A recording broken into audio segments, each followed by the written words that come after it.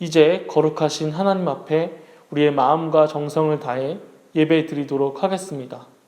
사도신경으로 우리의 신앙을 고백하겠습니다. 전능하사 천지를 만드신 하나님 아버지를 내가 믿사오며 그 외아들 우리 주 예수 그리스도를 믿사오니 이는 성령으로 잉태하사 동정녀 마리아에게 나시고 본디오 빌라도에게 고난을 받으사 십자가에 못 박혀 죽으시고 장사한 지 사흘 만에 죽은 자 가운데서 다시 살아나시며 하늘에 오르사 전능하신 하나님 우편에 앉아 계시다가 저리로서 산자와 죽은 자를 심판하러 오시리라. 성령을 믿사오며 거룩한 공회와 성도가 서로 교통하는 것과 죄를 사하여 주시는 것과 몸이 다시 사는 것과 영원히 사는 것을 믿사옵나이다. 아멘.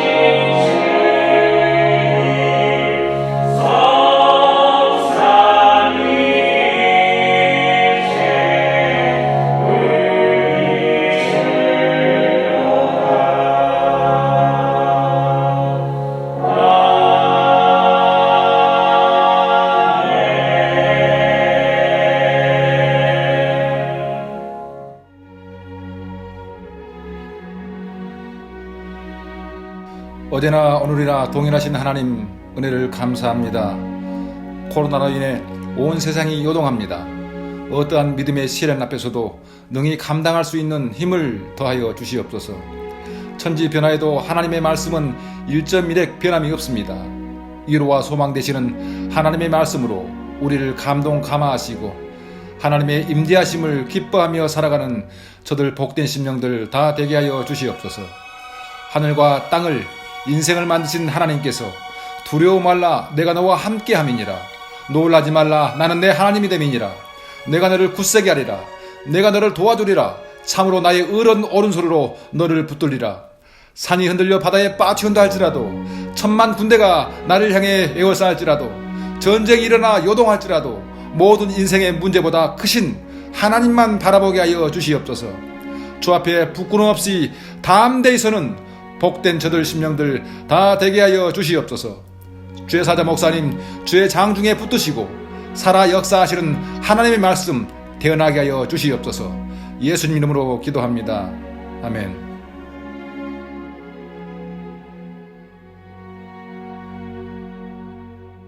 교회 소식 전하겠습니다. 안녕하세요, 사도교회 가족 여러분. 코로나 확산 방지를 위해서 사도교회는 계속해서 온라인 예배를 드리고 있습니다. 그 어느 곳에 있든지 마음과 뜻과 정성을 다해 예배 드리시기를 바랍니다. 또한 우리의 자녀들이 각 부서별 예배에도 참여할 수 있도록 잘 지도해 주시길 바랍니다. 그동안 인터넷 사용이 어려우신 어르신들을 위해 예배 순서지와 설교가 담긴 소책자를 전달해 드렸는데요. 이제 다음 주부터 이분들께 예배 실황을 녹음한 카세트 테이프를 전달해 드리게 되었습니다. 우리 사도교회의 모든 식구가 한 마음이 되어 더욱 열심으로 하나님께 예배 드리게 되기를 소망합니다. 이제 하나님의 말씀을 보도록 하겠습니다. 민수기 9장 15절에서 17절 말씀, 구약성경 211면에 있습니다. 성막을 세운 날에 구름이 성막 곧 증거의 성막을 덮었고 저녁이 되면 성막 위에 불 모양 같은 것이 나타나서 아침까지 이르렀으되 항상 그러하여 낮에는 구름이 그것을 덮었고 밤이면 불 모양이 있었는데 구름이 성막에서 떠오르는 때에는 이스라엘 자손이 곧 행진하였고 구름이 머무는 곳에 이스라엘 자손이 진을 쳤으니.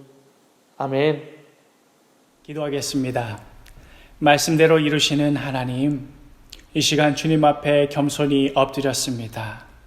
진리의 말씀 앞에 우리의 생각, 우리의 계획, 우리의 욕심 모두 내려놓고 주님의 말씀에 귀 기울이기를 원합니다. 코로나로 인하여 한자리에서 함께 예배드리지 못하고 있습니다. 그 어느 곳에 있든지 진실한 예배가 되게 하여 주옵소서. 그 어느 곳에 있든지 풍성한 은혜로 함께하여 주옵소서. 예수 그리스도 이름으로 기도합니다. 아멘.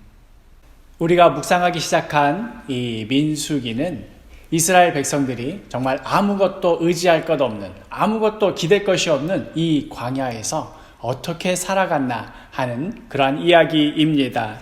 이 민수기라는 말의 의미가 백성들의 수를 기록한 것, 이런 뜻을 가지고 있지만 사실 민수기의 히브리어 제목은 베미드바르입니다. 우리말로 번역하자면 광야에서입니다. 베는 이 어디에서라는 전치사고요. 미드바르는 이 광야라는 뜻입니다. 베미드바르, 광야에서. 책의 제목부터가 심상치 않지요. 우리 한번 3500년 전 이스라엘 백성이 되어서 광야에서의 아침을 맞이해 봅시다. 자, 전날에 광야 길을 어찌나 걸었는지 온몸이 이 삭신이 쑤시는 통에 잠도 제대로 자지 못했습니다. 작년 이맘때 애굽을 떠나 나올 때만 하더라도 걷질 못해서 안고 나와야 했던 아들, 이제는 제법 아장아장 걷기 시작합니다. 이 녀석이 아침부터 대바람부터 배고프다고 칭얼댑니다. 결혼할 때까지만 하더라도 제일 예뻤던 아가씨, 그 아가씨가 이제 아내가 된 거지요. 광야길 1년 만에 노숙자 마누라 다 되었습니다. 아버지로서, 남편으로서 처자식을 어떻게든 책임져야겠는데 이건 광야에서 농사를 지을 수가 있나, 장사를 할 수가 있나. 당장 오늘 먹을 음식 떨어지면 내일 먹을 것 없고, 또 오늘 마실 물 떨어지면 내일은 어떻게 될지 모르는 그런 상황입니다. 사람이 살아가는데 가장 중요한 것이 뭡니까? 삶의 기반입니다. 이 기반이 흔들리면 아무것도 할 수가 없습니다. 내가 어디에서 살아야 하는가? 내가 무엇을 먹고 살아야 하는가? 이 문제가 흔들리기 시작하면 정말 어떻게 살아가야 될지 모릅니다. 내가 오늘 밤에 잠을 잔 이곳에서 내가 내일도 머무를 수 있는 건지 없는 건지 이걸 알아야 그 다음 일도 준비도 하고 마음도 준비도 하고 그럴 텐데 이게 흔들리면 어떻게 되겠습니까? 그런데 이것을 매일 아침마다 흔들어대는 것이 있었으니 바로 성막 위의 구름 기둥입니다. 민수기 9장 17절, 구름이 성막에서 떠오르는 때에는 이스라엘 자손이 곧 행진하였고 구름이 머무는 곳에 이스라엘 자손이 진을 쳤으니. 이거 어떻게 하면 좋습니까? 구름이 언제 떠오를지 아무도 모릅니다. 오늘 눈 뜬 곳에 내일도 있으리라는 보장이 없습니다. 매일매일 삶의 기반이 흔들립니다. 그것도 광야라는 위험천만한 곳에서. 광야가 어떤 곳입니까?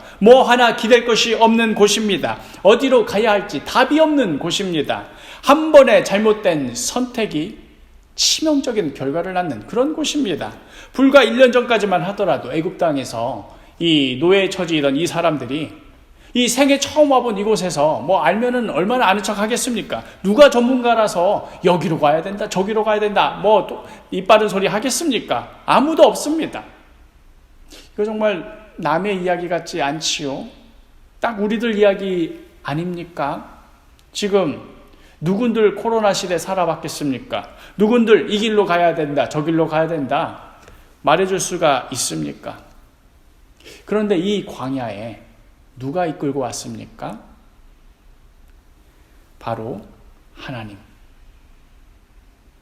애굽에서 가나안 땅에 가는 길이 원래 이렇게 오랜 길이 아닙니다. 뭐 짧으면 일주일만 해도 갈 수 있고 길게 잡아도 2주일이면 갈 수 있는 그런 길입니다. 그런데 지금 출애굽 이후에 1년간 무엇을 했습니까? 출애굽기 40장 17절 말씀을 보니 둘째 해, 여기서 이제 둘째 해는 출애굽한 이후에 둘째 해 첫째 달 곧 그 달 초하루에 성막을 세우니라. 출애굽 2년 1월 1일 설날 아침에 뭘 했습니까? 성막을 세웠습니다. 뭐 그 1년 사이에 시내산에서 십계명도 받았고 또 뭐 금송아지 사건도 있었고 했지만 여튼 출애굽해서 1년 내내 집중해서 한 것이 있다면 성막 만든 것 뿐입니다. 모세 말만 믿고 애굽 떠나왔는데 처자식 줄줄 데리고 병약한 부모님 모시고 없는 살림 있는 살림 죄다 끌어 모아서 왔는데 그 모두를 지금 광야로 이끌어 간 것입니다. 그리고는 1년 내내 성막만 지었습니다. 뭐 여기까지도 좋습니다. 그래, 저 성막이 세워지면 그 다음에는 무슨 수가 나오겠지. 저것만 세워지면 그 다음 뭐 다음 길이 열리겠지. 그런데 기껏 성막 세워 놓았더니 이제는 그 위에 나타난 구름 기둥만 할 일 없이 따라가야만 하는 그런 상황입니다.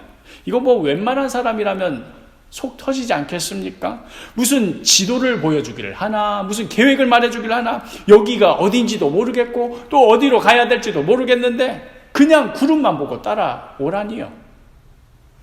하나님이 원래 이렇게 성미가 고약하신 분입니까? 사람 골탕 먹이는 거 즐기시는 분이십니까? 코로나 시대를 살고 있는 우리들 요즘 어떻습니까? 우리 애들이 도대체 왜 이렇게 살아야 하고 우리의 어르신들이 왜 이런 노년을 보내야 합니까? 뭐 하나라도 지금 도와주셔도 모자랄 판에 왜 이렇게 하루하루 숨쉬기가 어렵습니까? 도대체 왜 그러시는 겁니까? 하나님께서 이스라엘 백성들을 왜 하필이면 광야로 이끄셨을까? 그리고 또 하루하루가 아까운 그 시간에 왜 성막부터 짓게 하셨을까? 바로 이 질문이 우리가 앞으로 민수기를 묵상해 나가면서 아주 중요한 길잡이가 될 것입니다.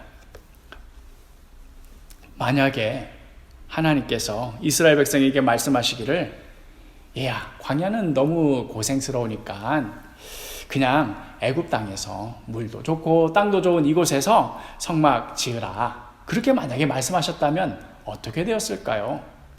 뭐 애굽 사람이 성막 이제 히브리 노예들이 성막 지은다고 하니까 해코지하고 방해하고 뭐 이런 거 하나님이 다 막아주신다 치고 하나님이 다 보여주신다 치고 너희들은 성막만 짓기만 하면 돼 하고 애굽 땅에서 성막을 짓게 되었다면 어땠을까요? 보나마나 뭐 잘 지었겠지요.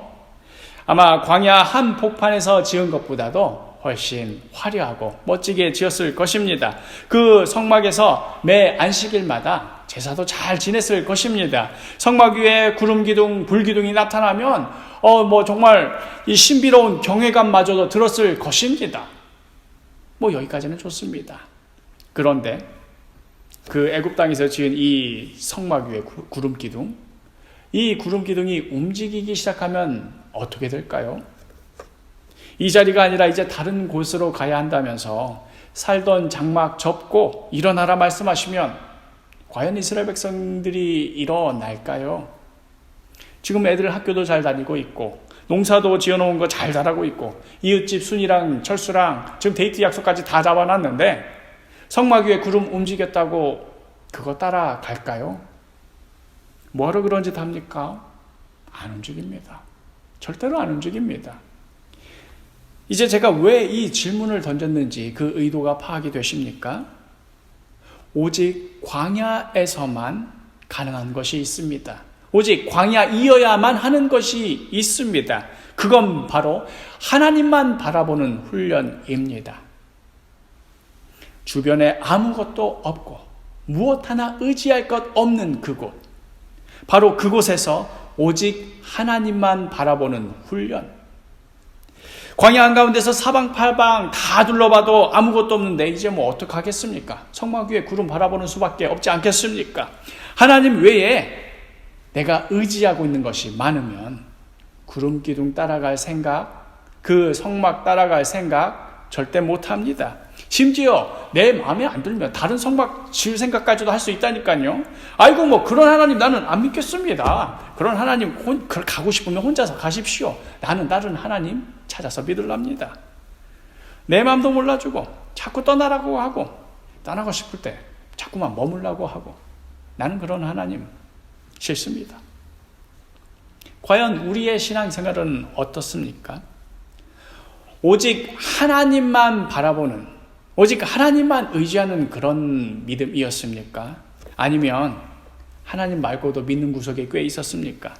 하나님께서 가라시면 갈 준비가 되어 있었습니까? 아니면 하나님께서 가라시면 그런 하나님 혼자서 가시라고 보내고 나는 나대로 내가 원하는 하나님 또 만들어서 섬길 준비가 되어 있었습니까?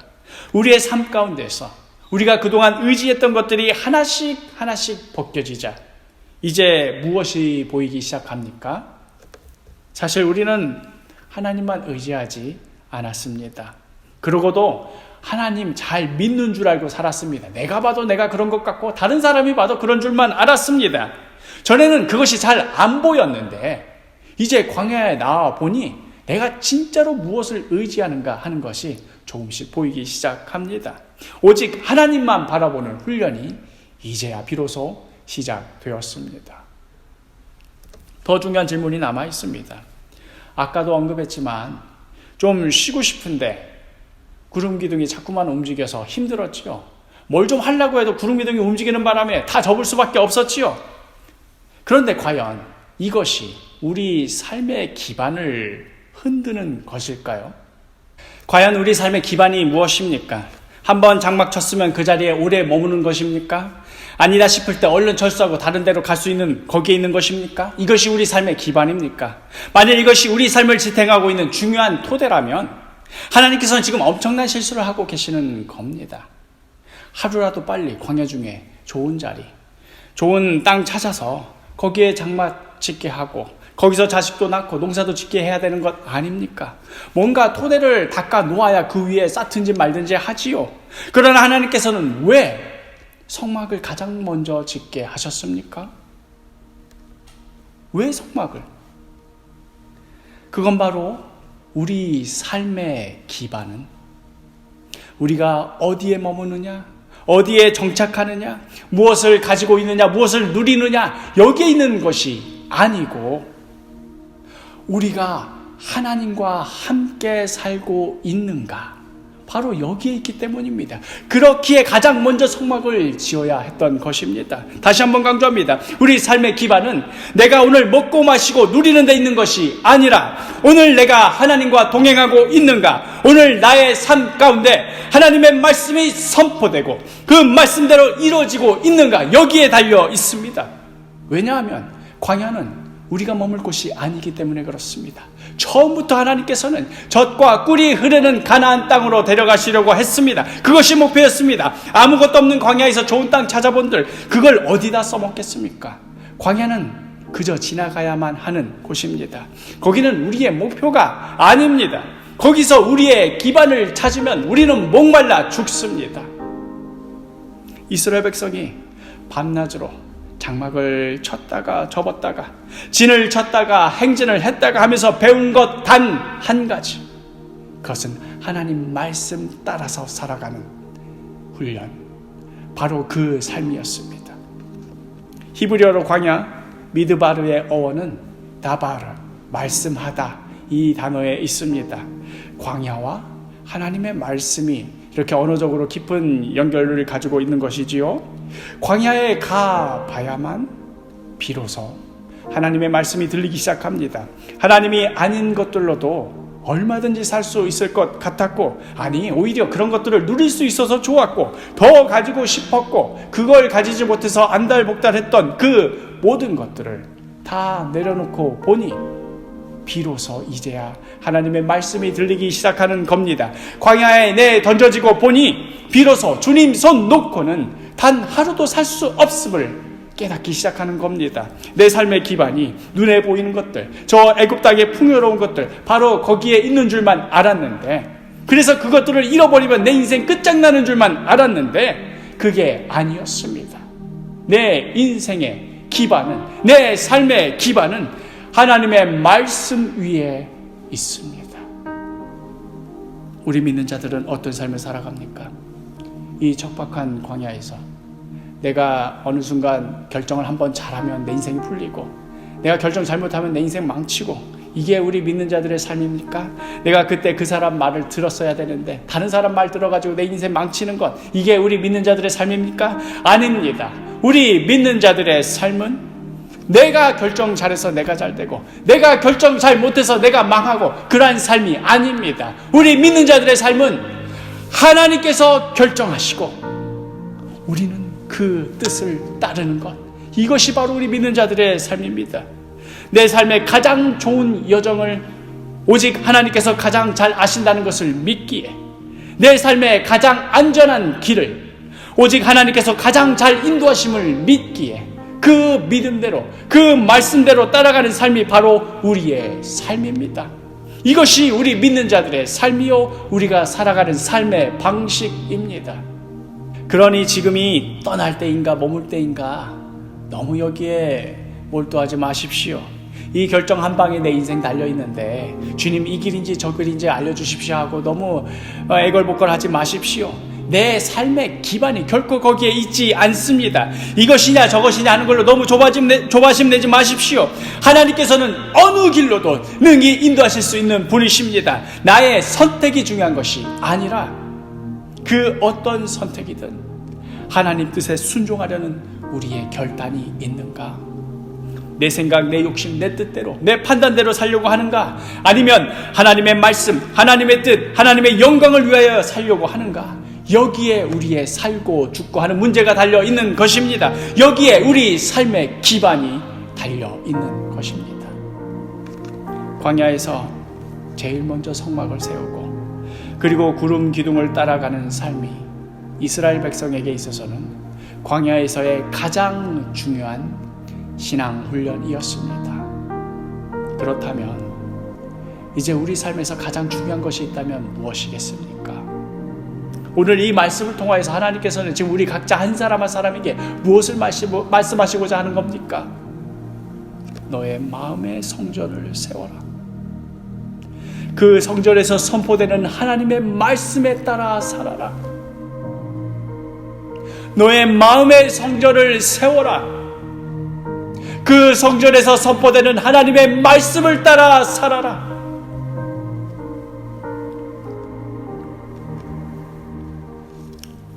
뭐라고요?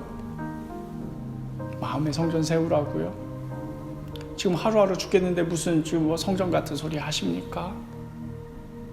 하는 이런 하소연이 제 마음속에 자꾸만 들립니다.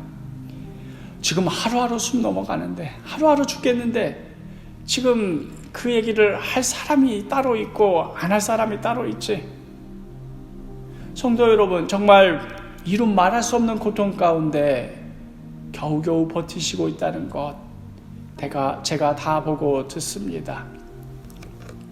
저 역시도 그런 소식들이 듣기 괴로워 차라리 외면하고 싶을 지경입니다. 하나님, 해도 너무하십니다. 하나님, 이것마저 걷어 가시렵니까?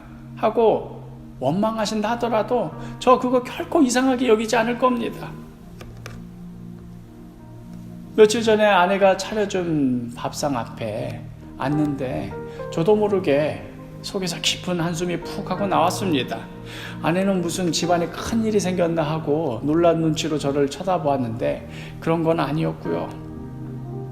제가 그때 그 자리에 밥상 앞에 앉는데 바로 그 시간에 나는 이렇게 행복한 밥상 앞에 있지만 노년에 이런저런 만난 것 드시고 좋은 데 구경하기도 부족할 판에 홀로 식은 밥에 물 말아 드시고 계실 우리 권사님들, 지사님들 생각이 그냥 퍼뜩 났습니다. 전에 권사님들이랑 지사님들이랑 기도 제목 나눌 때 뭐라고 말씀하셨냐면 자기는 그냥 잠자듯이 평온하게 죽었으면 좋겠다 뭐 이러시는 겁니다. 아니 뭐 목사가 기도 제목 물었으면 예의상으로라도 앞으로 건강하고 뭐 행복하게 잘 살게 해주세요 뭐 이렇게 하셔야 되는데 잘 죽게 해달라고 기도 부탁하시는 분이 어디 있습니까? 그런데 한 분만 그러시는 것이 아니고 정말 너도 나도 다 그게 기도 제목인 겁니다. 계속 듣다 보니까 이게 그냥 하시는 말씀이 아니에요. 정말 그것이 간절한 기도 제목이고 간절한 소원인 겁니다. 그러니 요즘 같은 코로나 시대에 제가 권사님들, 지사님들 생각하며 기도하면 무슨 기도할 것 같습니까? 주님, 이 부족한 종의 기도를 들어주옵소서.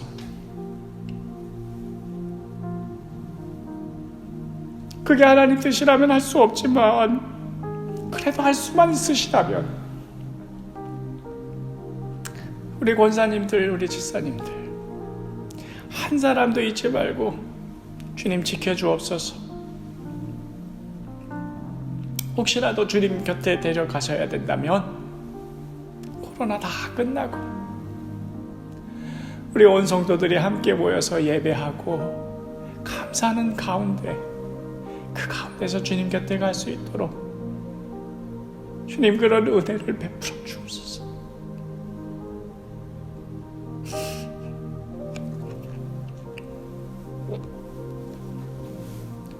이뿐만이 아닙니다. 사실 기도할 것이 한도 끝도 없습니다.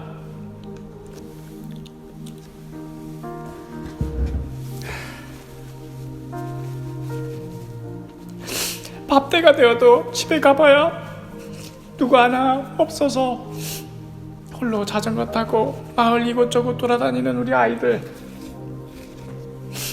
코로나 때문에 가게 닫아야 되는 우리 성도들, 원래도 힘들었는데 더욱 살이 빡빡해지신 분들, 아픈 몸 이끌고 겨우 구한 그 아르바이트 자리 가야만 하는 우리 청년들, 온라인 수업이다 뭐다 교육 격차가 점차 벌어지고 있는데 아이들을 위해서 뭘 해줄래 해줄 수가 없는 어머니들,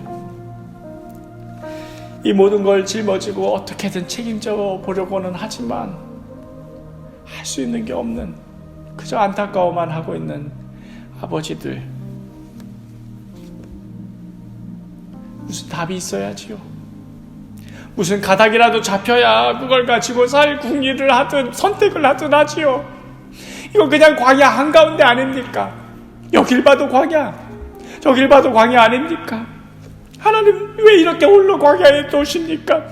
왜 이토록 끝이 나지 않고 길어집니까? 어디까지 떨어져야 하겠습니까? 어디까지 잃어야 하겠습니까? 가슴 깊은 곳에서 원망이 터져 나옵니다. 그래서 제가 할 수만 있다면 정말 성도 여러분 말이 맞습니다. 목사인 제가 봐도 이건 하나님이 너무하신 건 맞습니다. 여러분은 억울하고 하나님이 심하신 겁니다 하고 제가 편지라도 들어드리고 싶습니다. 진심입니다.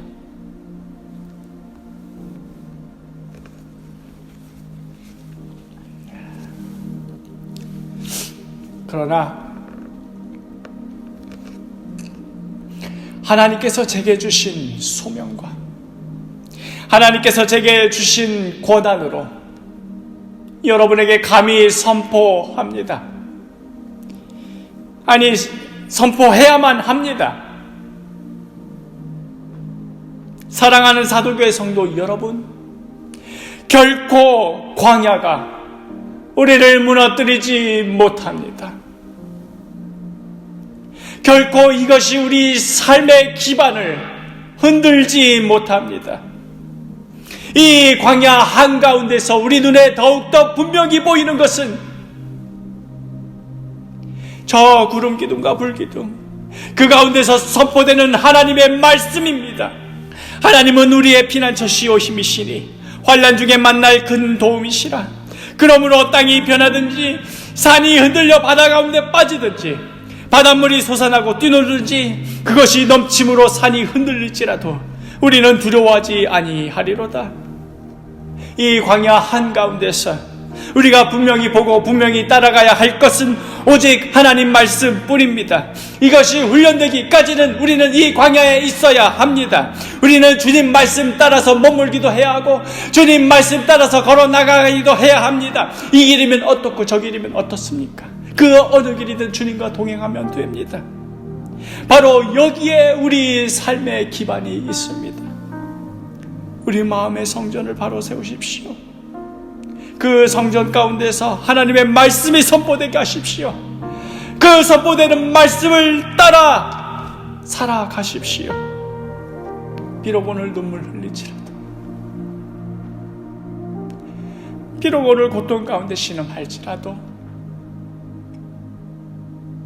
이 귀한 믿음, 이 귀한 신앙 매일매일 우리 몸으로 체감하고 우리 몸으로 경험하고 부딪히면서 살아가시기를 바랍니다. 날마다 이 찬양 부르며 그렇게 살아가시기를 바랍니다. 그 두려움이 변하여 내 기도 되었고 전날의 한숨 변하여 내 노래 되었네.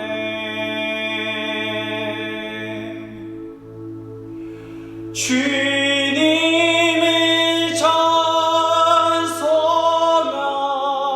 찬송하면서 할렐루야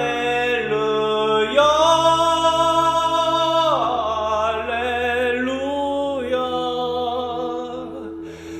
내 앞길 멀고 험해도 나 주님만 따라가리.